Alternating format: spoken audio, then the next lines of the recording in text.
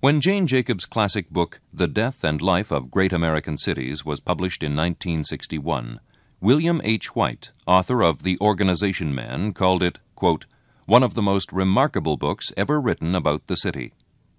And with the publication of her book, The Economy of Cities, in 1969, just after she had moved from New York to Toronto, where she now lives as a Canadian citizen, Jane Jacobs' place among important contemporary social theorists was assured.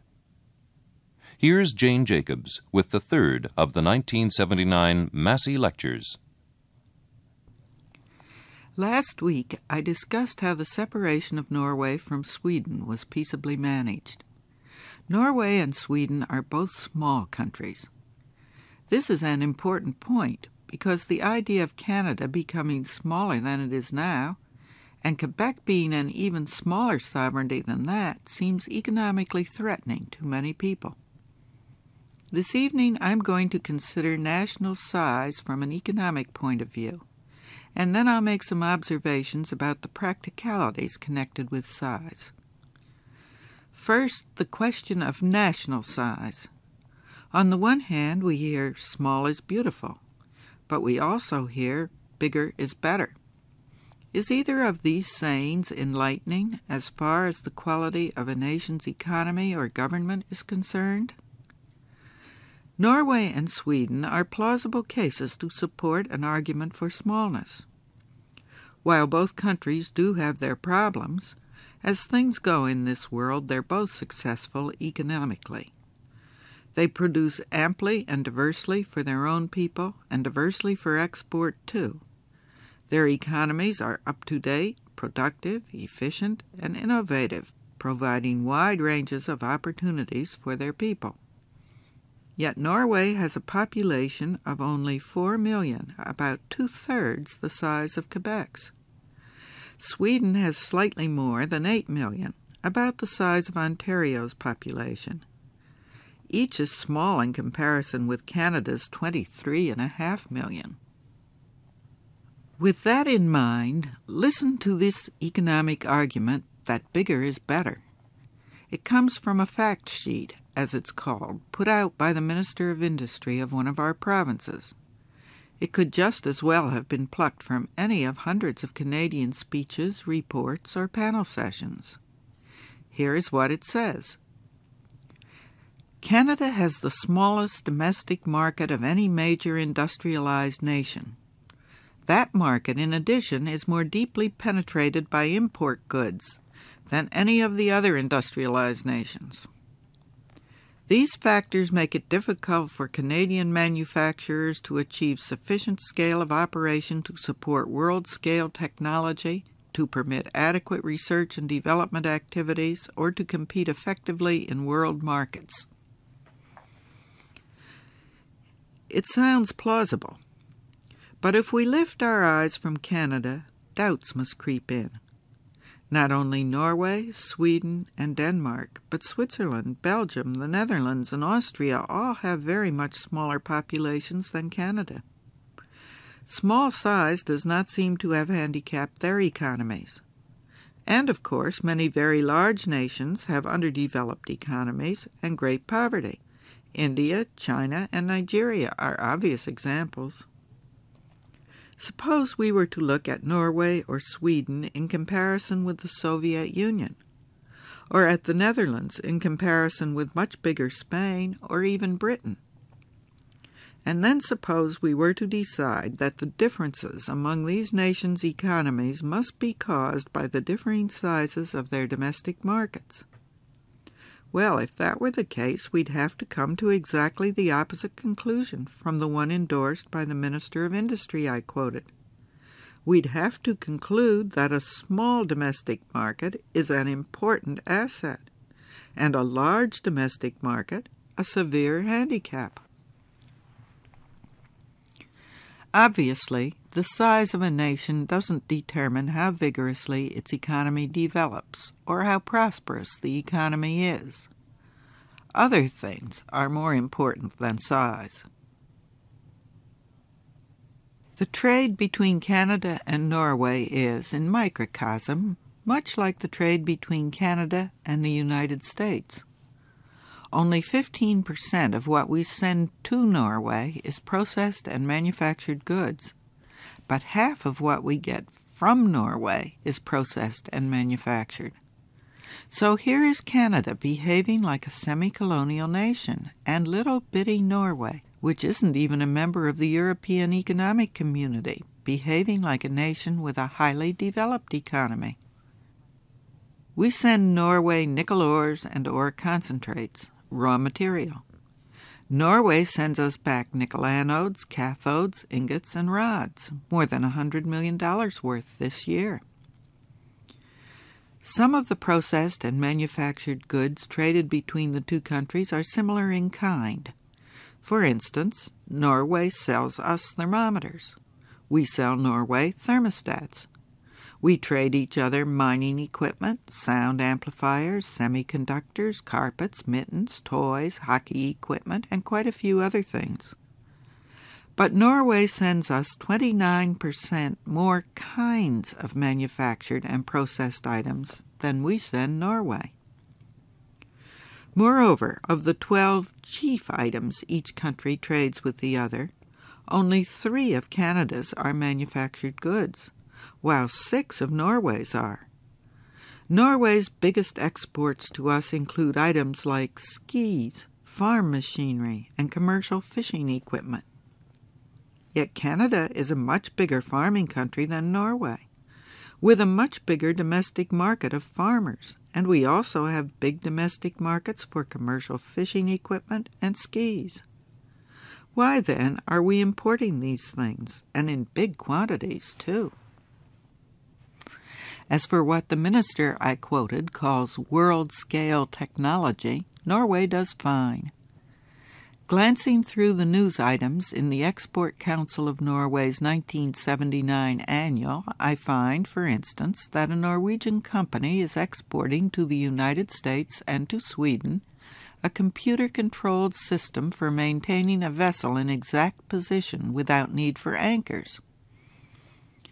Another is building and equipping 5 fertilizer factories for the Soviet Union. Another is selling underwater seismic equipment to China for geophysical survey work. Still another has built a branch plant in Brockville, Ontario, prepared to supply about 100,000 pairs of skis annually for the Canadian domestic market. Norway makes tools of the trades for its own domestic producers, then exports those tools too. We get fish canning machinery from Norway. There's a big difference between simply canning fish on the one hand and also making the machinery to do it with on the other. Norway struck oil after Alberta did, but Norway is already one of the world's most advanced countries in the invention and manufacture of several items used in oil production, and is a leader in the creation of new safety procedures and techniques. One of the country's many growth industries during the past decade has been the production of non-polluting electric smelting furnaces. First, they were developed for Norway's own producers. Now hundreds of them have been supplied to other countries as well. Now hear J.J. Brown, the historian of Canadian technology. Canadians have made contributions to world science and technology out of all proportion to their small numbers. Some Canadian inventions made possible major world industries, but we have ended up importing from England, Belgium, Italy, and the United States billions of dollars worth of equipment invented here. This is our basic problem as a nation. If not corrected soon, it will leave us unable to compete as an industrialized nation in the modern world. To be sure, small nations can have miserable economies. Many do. So do many big nations. Norway, throughout its whole economy, consumers' goods as well as producers' goods like those I've mentioned, Norway takes a creative approach. Canada, concentrating mainly on exploitation and export of resources, by and large does not take a creative approach. Sheer size is quite beside the point in this area. Size is not the Canadian economic problem. Arguments for or against the independence of Quebec cannot stand on the issue of size alone. I'd like to turn now to some of the paradoxes connected generally with the sizes of things, to see what these can tell us about separations, and about some practicalities connected with size. Is it a step backward or downward to make smaller things from bigger things? Is progression from big to small a sign of decline and disintegration? Clearly, sometimes it is. The Chrysler Motor Company, if it survives as an entity, is going to be smaller than it used to be. Indeed, it is already smaller.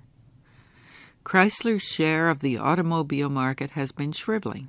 Its deficits have been growing. Once the company was young, vital, growing, on the ball.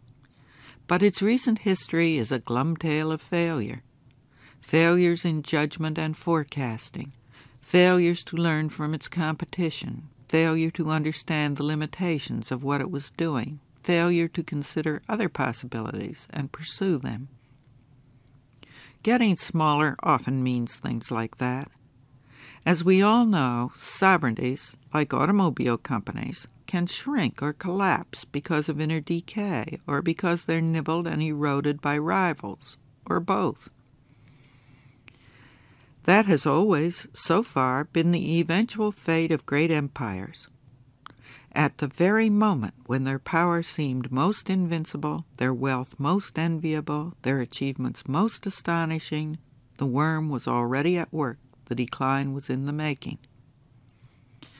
The center was no longer holding. Things were beginning insidiously to disintegrate.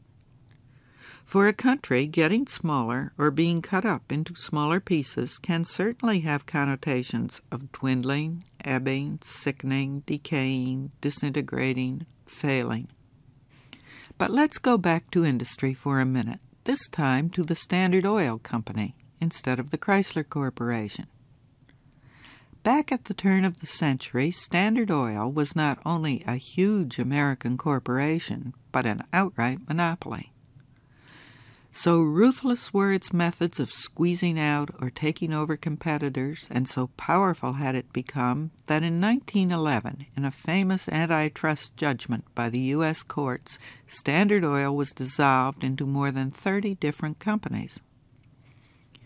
I'm not going to list all the new corporations that came into being this way, but 4 of them are among the largest oil companies in the world.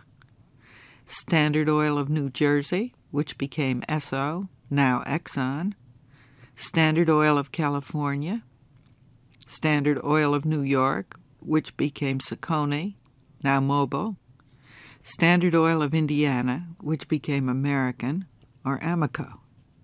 Some of the others were Atlantic Refining Company, Anglo-American Oil Company Limited, Colonial Oil, Continental Oil, Standard Oil of Ohio, 10 pipeline companies, and a railroad tank car builder and operator. In short order, some of the progeny became more profitable than the original company, and many of them individually came to exceed or rival it in size. The first 3 offspring I mentioned by name, Exxon, Standard Oil of California, and Mobil, taken as a group, today absolutely dwarf the original Standard Oil. I, for one, don't wish the oil companies well. Or rather, I don't wish well their function of providing oil for fuel. I hope that particular function shrivels, dwindles, and ebbs in the future, succumbs to the rising use of safe, renewable forms of energy.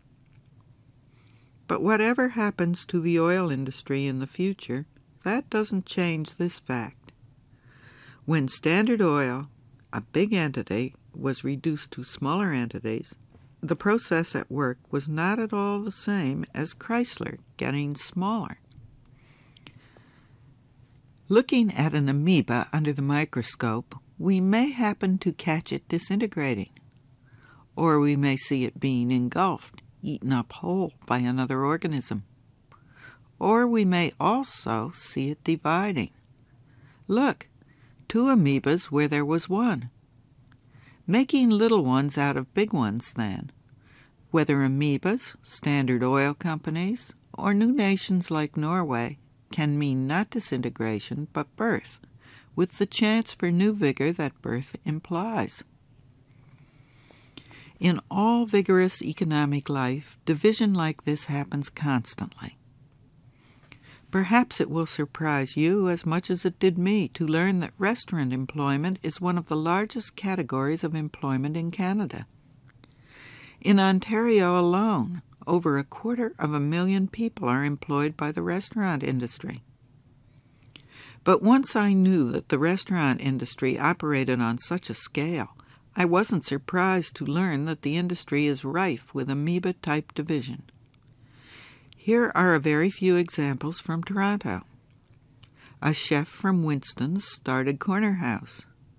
The manager of Café de l'Auberge and his brother, the maître d' at the Constellation Hotel, started Quo Vadis.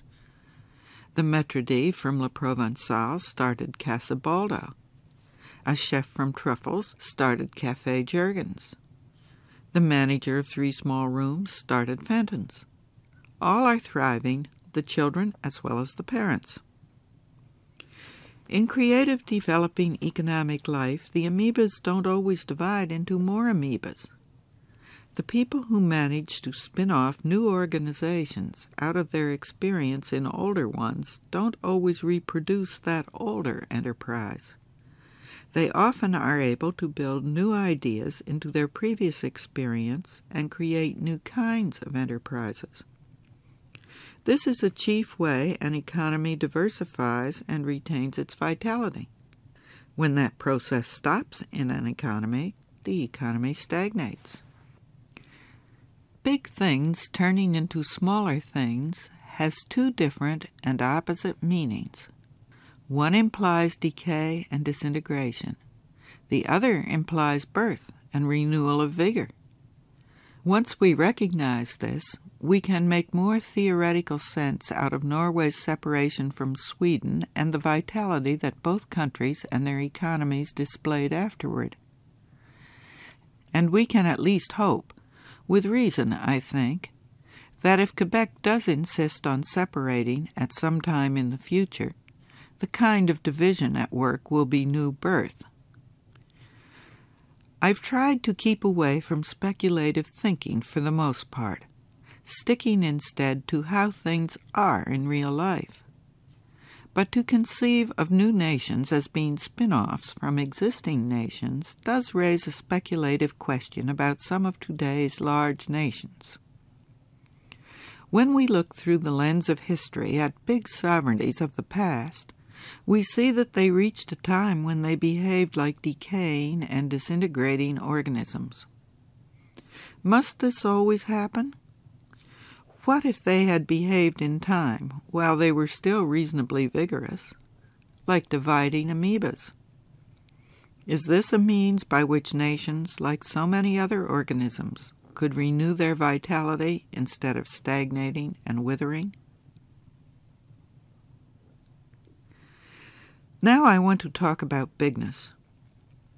Bigness means power, as long as the bigness is combined with vitality. Power is the great attraction of bigness. Practicality isn't its long suit.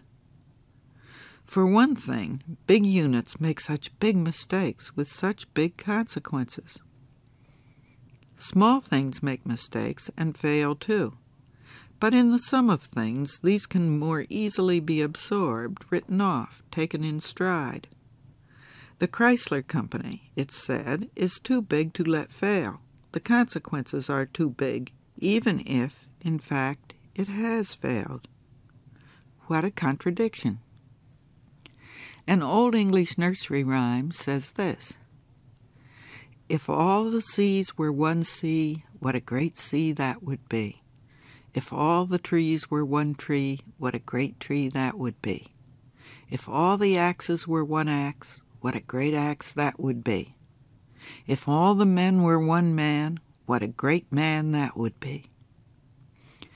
And if the great man took the great axe and cut down the great tree, and it fell into the great sea, what a splish-splash that would be.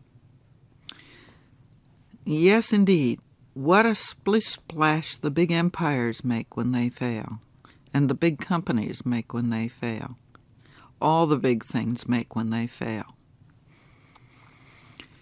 Bigness has another hazard, perhaps less obvious.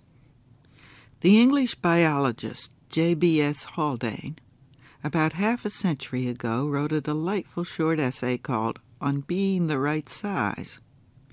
He pointed out, among other things, that sheer size has much to do with the equipment an animal must have.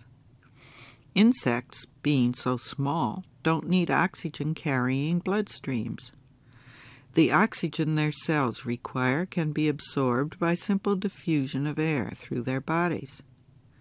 But being larger means an animal must take on complicated oxygen pumping and distributing systems to reach all the cells. Haldane presents us with an interesting principle about animal size. The higher animals are not bigger than the lower animals because they're complicated. Rather, they're more complicated because they're larger. Haldane's principle, it seems to me, also applies to institutions, companies, governments, organizations of all sorts.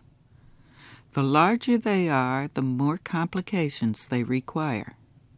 Coordinators, liaison people, prescribed channels of communication, administrators, supervisors of supervisors, whole extra departments devoted to serving the organism itself.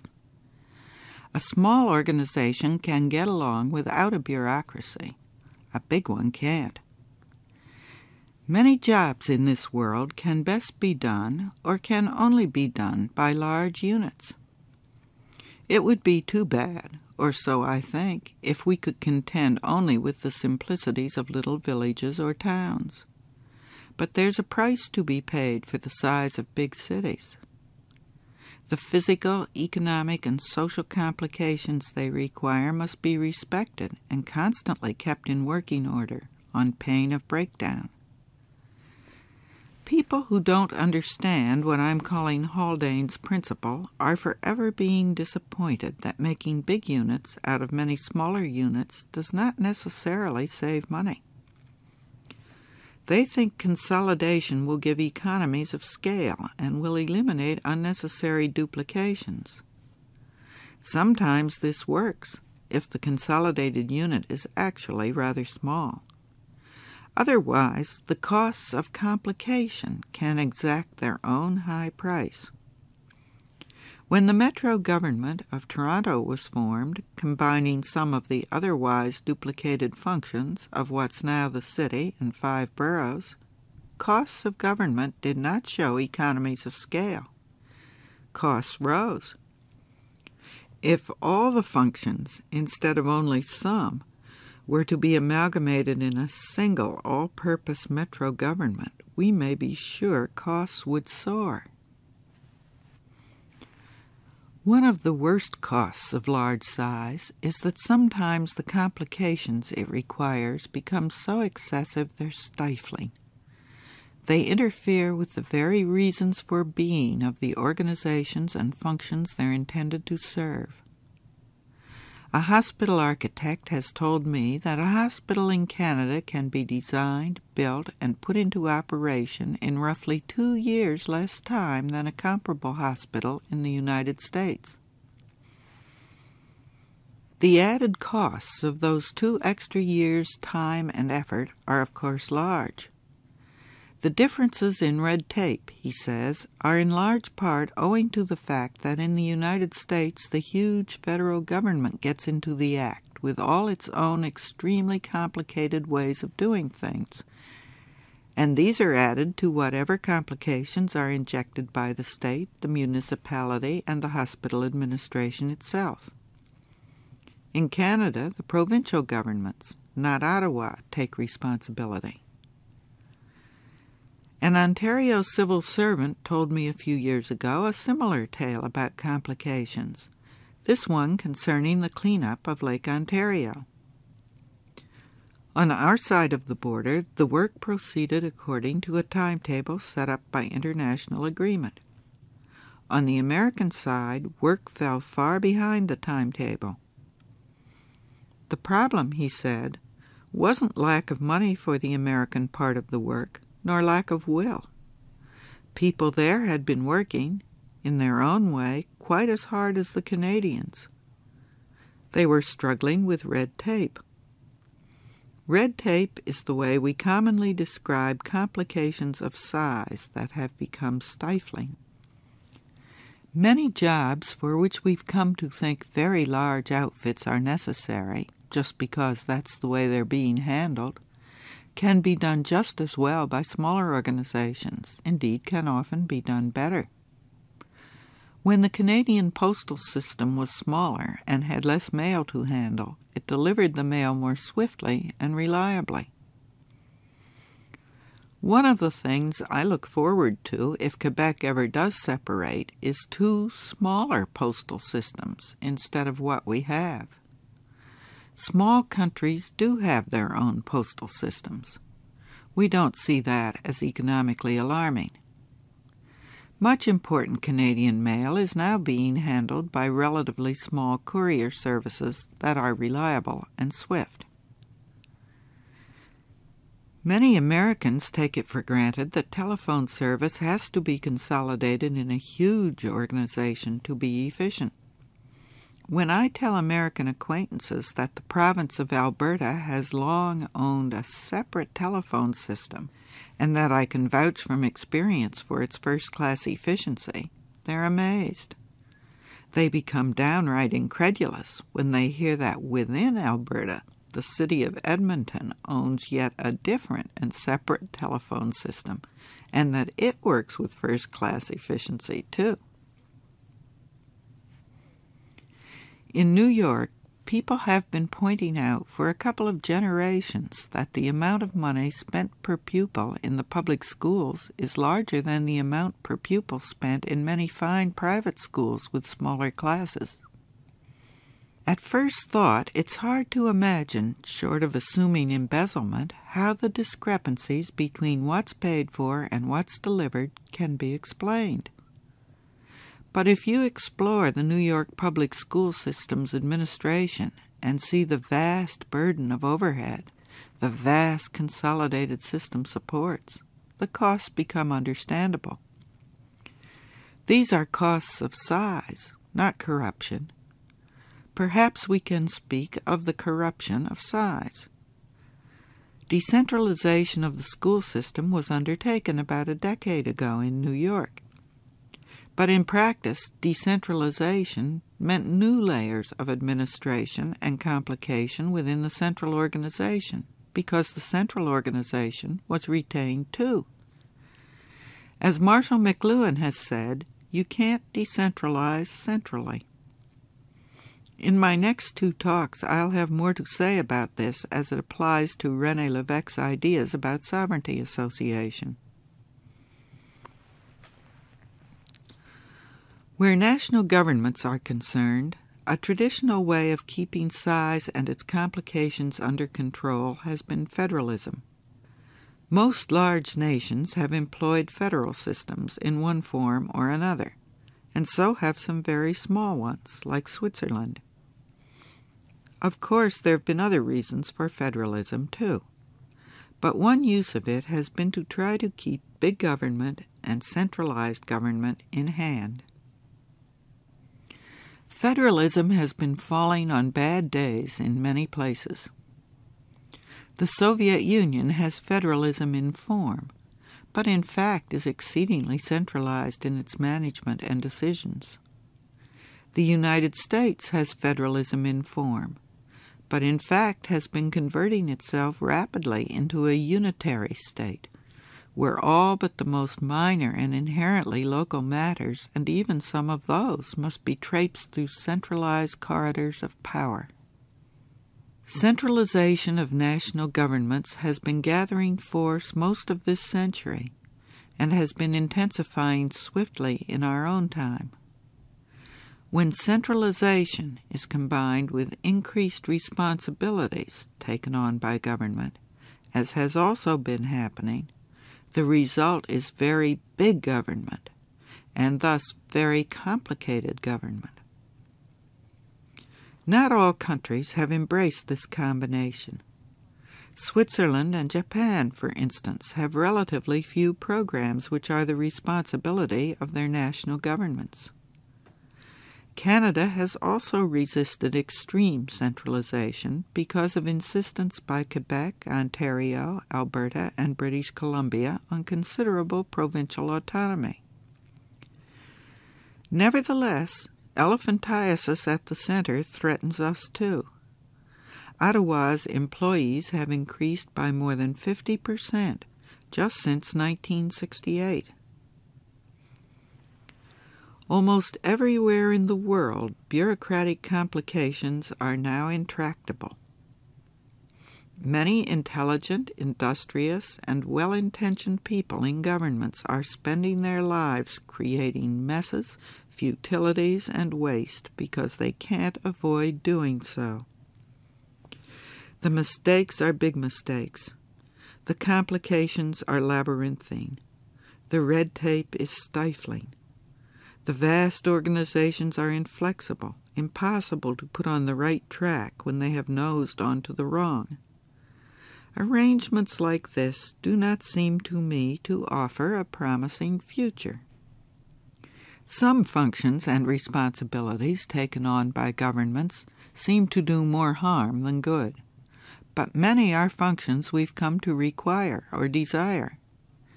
If we take Haldane's principle seriously, as I think we must, increased centralization should not be combined with added or multiplied responsibilities.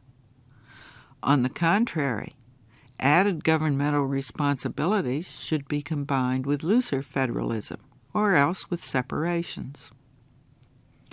Perhaps the only workable arrangement for busy governments is smaller nations. If that reasoning is correct, then sovereignty association is a valuable idea, quite apart from being a possible way of dealing with the problems and discontents of Quebec. In effect, sovereignty association lies somewhere between thoroughly independent nationality and loose federalism. In my next talk, I'm going to comment on René Lévesque's conception of this new kind of arrangement. He doesn't say anything about a separate post office for Quebec, but he does go into several other matters worth turning over in our minds. Jane Jacobs, born and raised in the United States and now a Canadian citizen, has written two of the major critical works about cities of our time. The Death and Life of Great American Cities was published in 1961, and The Economy of Cities was published in 1969. Jane Jacobs has always had an uncomfortable effect on conventional wisdom, says Graham Fraser, writing in the Montreal Gazette, and describing her as this direct, sensible woman who has the unnerving habit of using her eyes and ears and trusting her common sense, rather than more abstract and intellectually fashionable tools.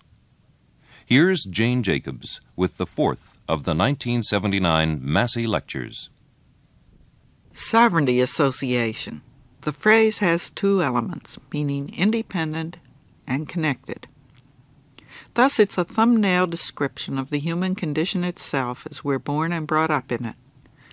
As we all know, it's not easy for us as individuals to juggle those elements, independent and connected. Customs, traditions, and philosophies of innumerable sorts help us in this juggling act. Even so, we have to practice and work at it as long as we live, forever trying to keep some balance between our independence and connectedness.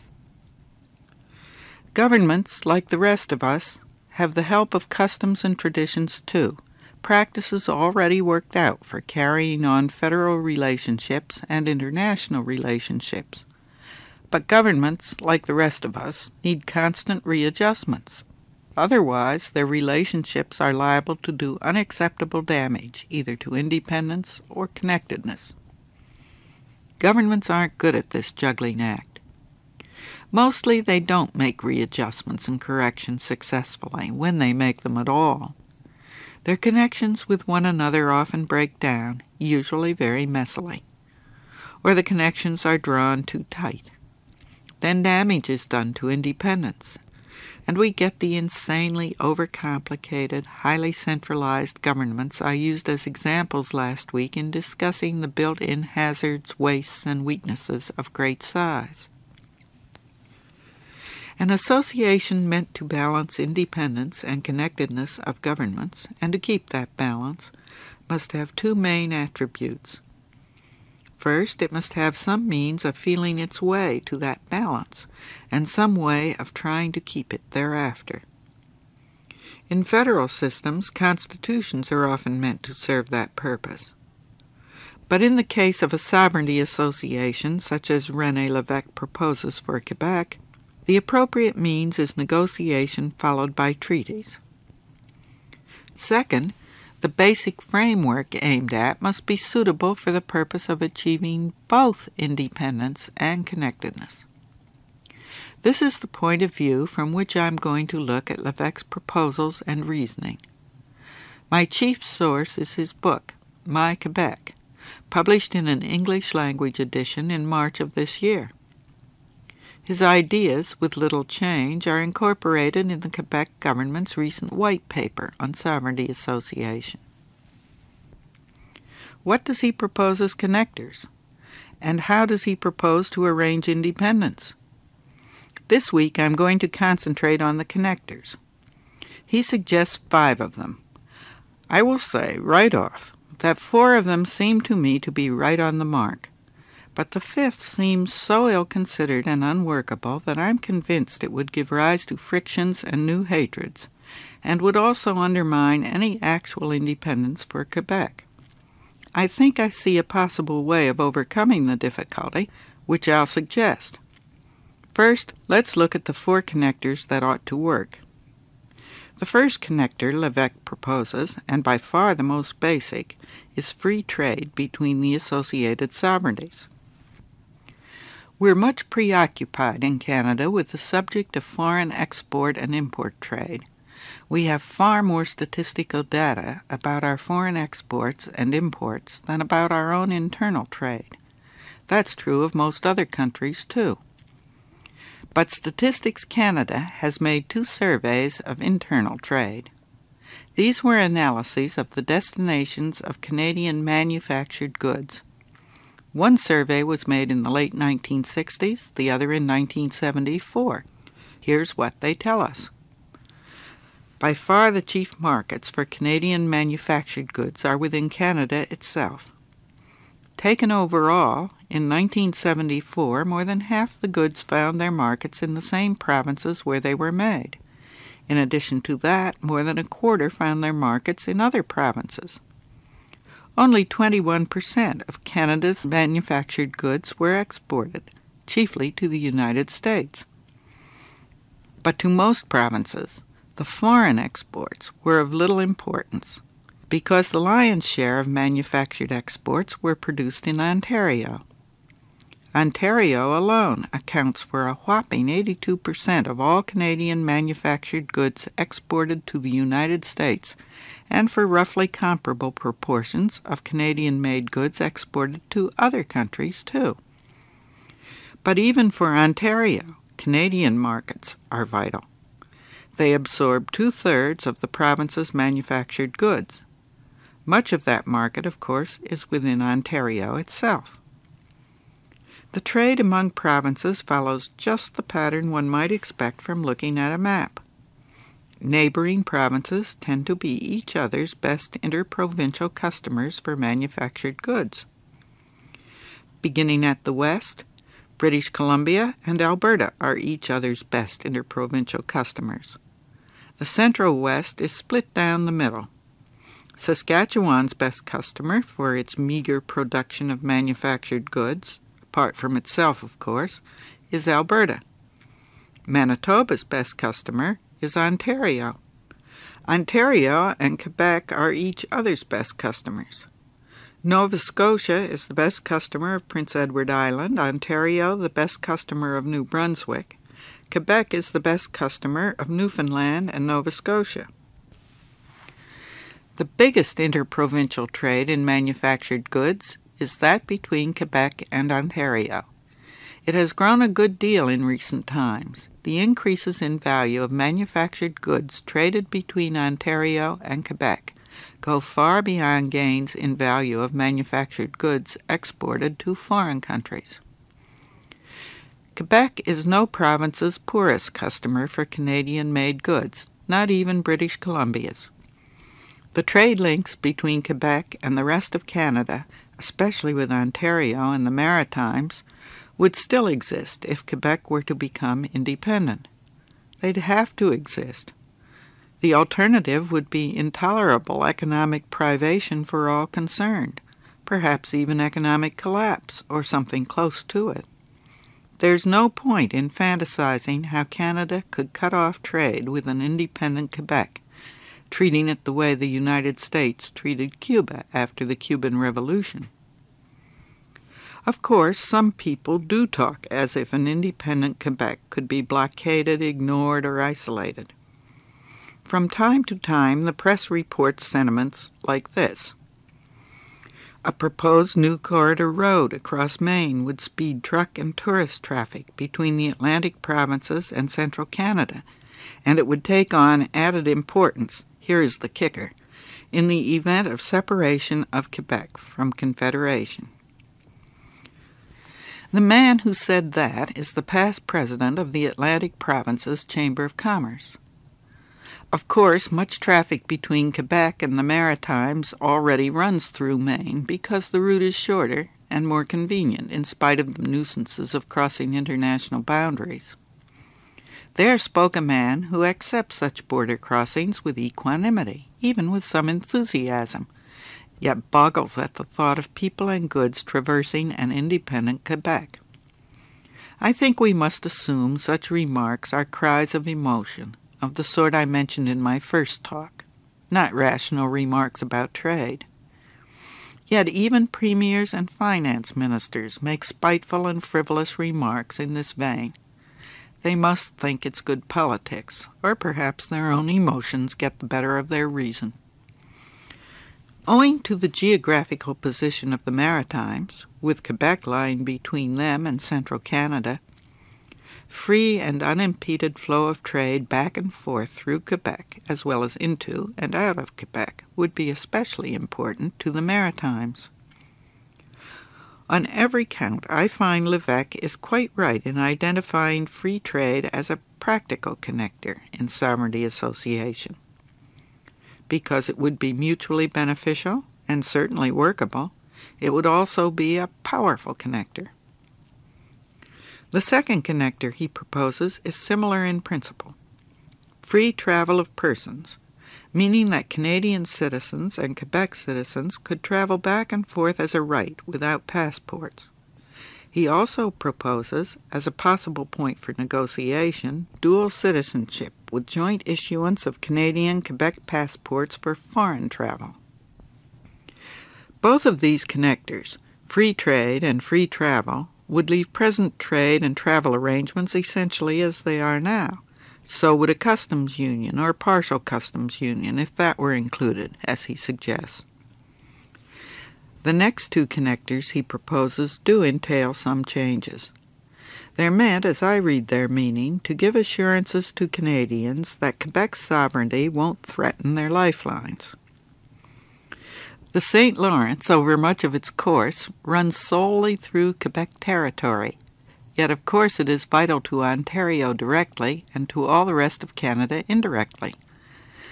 So Lévesque has proposed a maritime community, which the White Paper spells out as a membership for Quebec alongside Canada and the United States on the International Joint Commission for the St. Lawrence Seaway. The fourth connector he proposes is military, and therefore deals with an inherently touchy subject. He proposes that Quebec participate in the same military alliances as Canada, which means participation in NATO and NORAD. Offhand, such a suggestion might seem logically to fall into a category of cooperative programs, but he includes this proposal as part of the framework of association, as does the white paper. I think he's correct to include it. A sovereignty such as Canada simply could not permit an associated sovereignty, such as Quebec, to take a different military line or no military line where defense arrangements are concerned. Nor could it possibly be in Quebec's interest to do so either. Thus, this is another essential of the basic framework.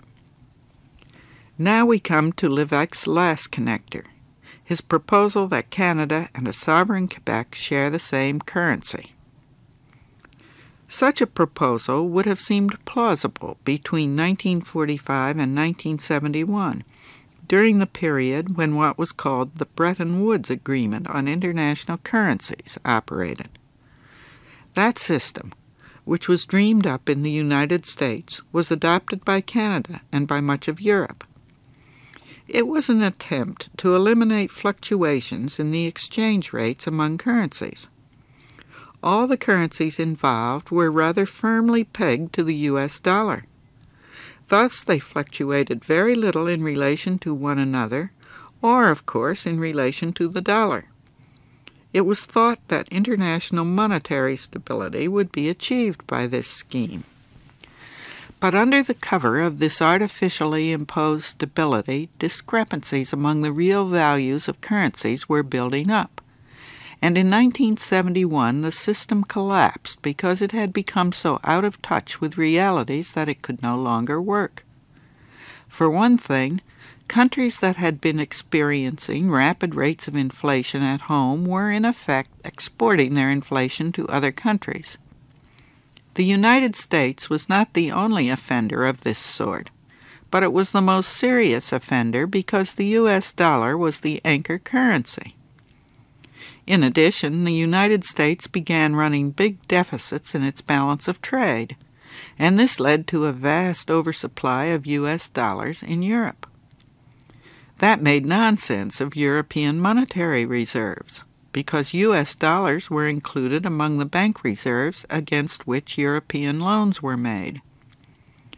From the mid-1960s, the system was thus heading for serious trouble, and the collapse, when it finally came, created a financial crisis. It also initiated a period during which many currencies had to be abruptly and drastically revalued. Changes and adjustments which should have been taking place gradually over a period of a quarter of a century had been dammed up. Nowadays, when it's convenient to blame all inflation on the oil-exporting countries, we sometimes forget that the serious depreciation of the U.S. dollar actually began in the 1960s and created havoc internationally. Now here's the important point we need to understand when considering the advisability of shared currencies. National policies of many kinds influence the value of a country's currency. For instance, if incomes within a country are increased by any means whatever, and at the same time there is no corresponding increase in production and productivity, then the money loses real value. We say too much money is chasing too few goods. Although non-governmental factors influence a country's balance of trade, and also the domestic buying power of its money, national policies are among the most important influences in most countries today, including Canada. René Lévesque wants Quebec to have full sovereignty over taxation and social policies. He also wants Quebec to have control over policies concerned with investment, borrowing, use of savings, and subsidies, as well as many other matters that directly and indirectly can inflate a currency or have an influence on a country's balance of trade, or both, and therefore can affect both the domestic and international value of a currency. These are powers now largely, although not entirely, held by Ottawa.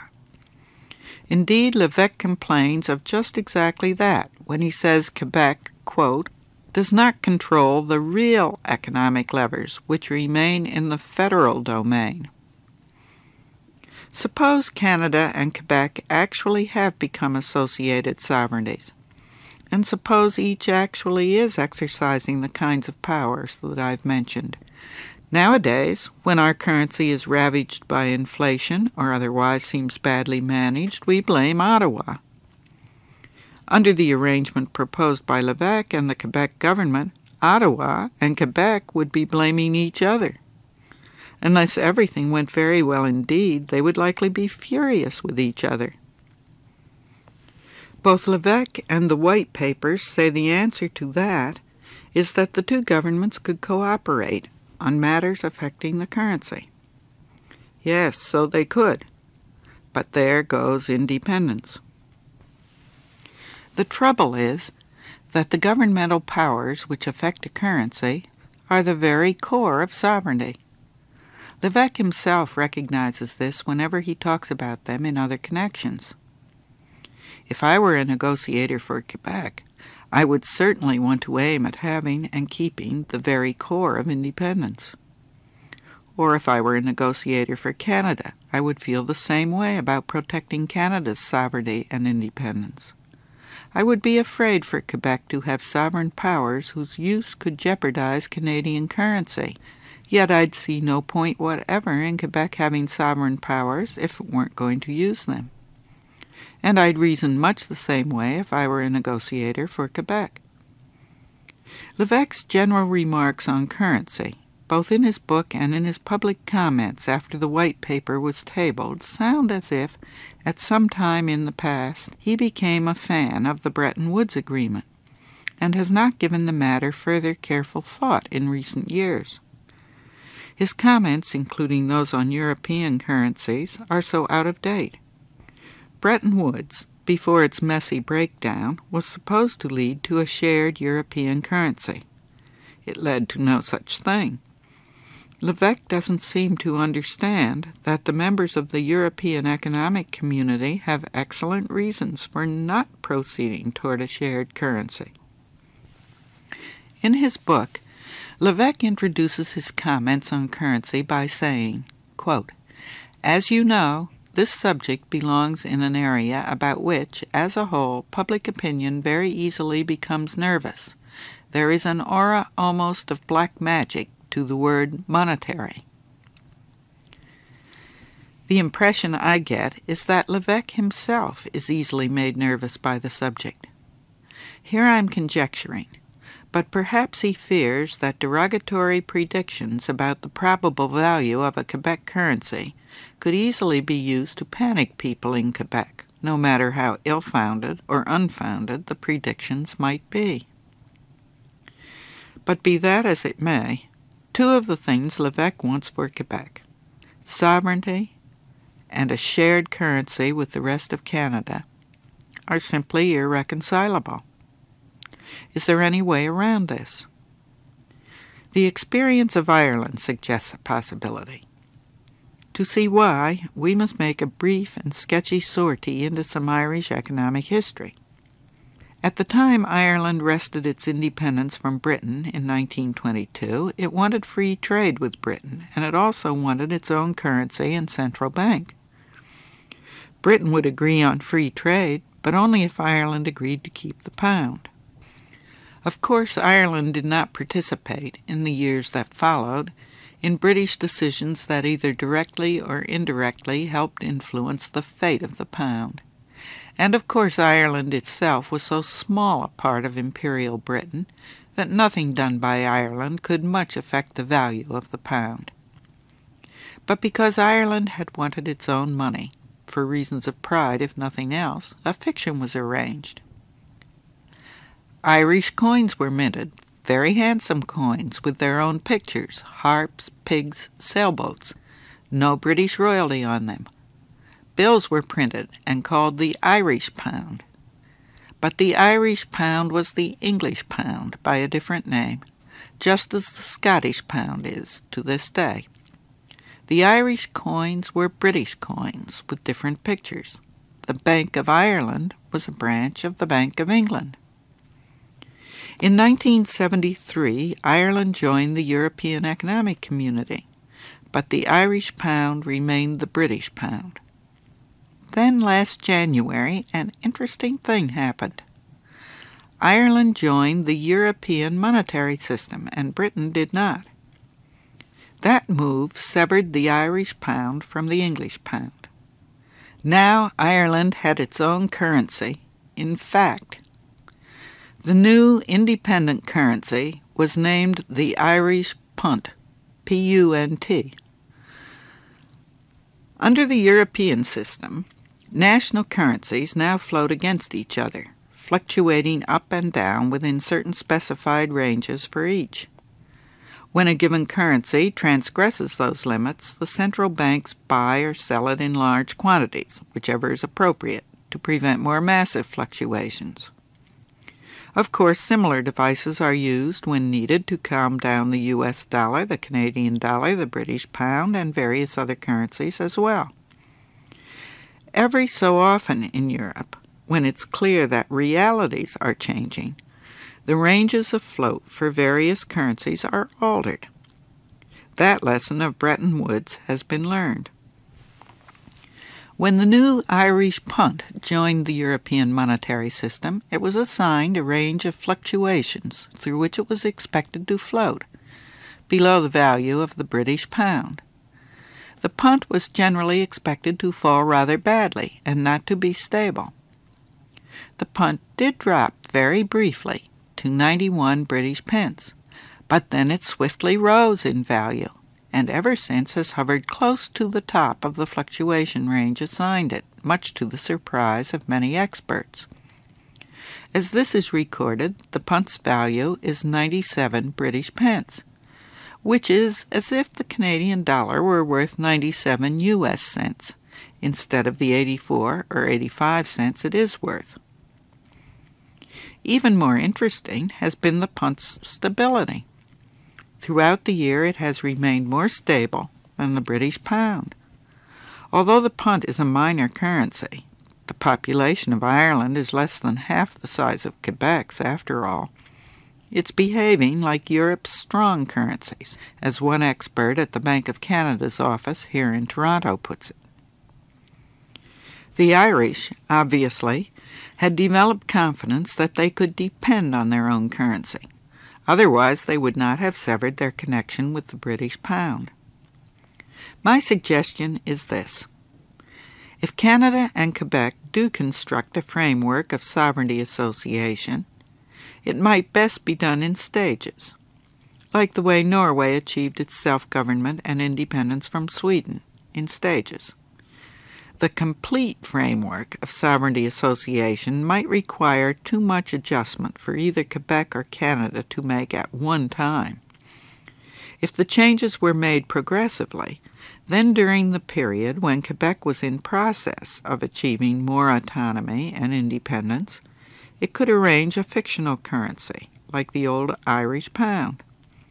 This would actually be a shared currency. That is, Canadian currency under a different name. Then, in due course, as Quebec gained both independence and self-confidence, it could convert the symbolic currency to its own actual currency, much as the Irish have done. Fluctuations in currency can be helpful, especially among close trading partners. It depends, of course, on what causes the fluctuations. If the causes are changes in trade balances, then the fluctuations can work very well as correctives. That is, a drop in the value of a small country's currency can help it boost and diversify its export trade precisely at the moment the boost and diversification are needed. The drop means the country's exports become cheaper. It also means imports become more expensive, and so the drop can help stimulate replacement of some imports by locally made goods, precisely at the moment the stimulation is most needed. In a big country like Canada, Embracing many and widely differing regions, currency fluctuations cannot serve those corrective purposes the way they can in a small country. This is a built-in economic difficulty. The value beneficial at a given time to Alberta may not be the value beneficial at the same time to Nova Scotia. The value beneficial to Ontario may not be the value beneficial at the same time to Quebec or British Columbia, and so on. Indeed, it would be rather a miracle if the currency's value at a given time were actually beneficial across the country. If, in due course, an independent Quebec were to acquire a currency of its own, Quebec would have a built-in economic advantage it now lacks, an advantage that countries like Norway and Ireland have. That would not solve the problem of Canada's less sensitive currency, but at least it would help a little by diminishing the range of regions our Canadian currency must try to serve so clumsily. So much for the connectors. Next week I'll discuss the Levesque proposals for independence and explain why I think they have advantages from Canada's point of view as well as Quebec's.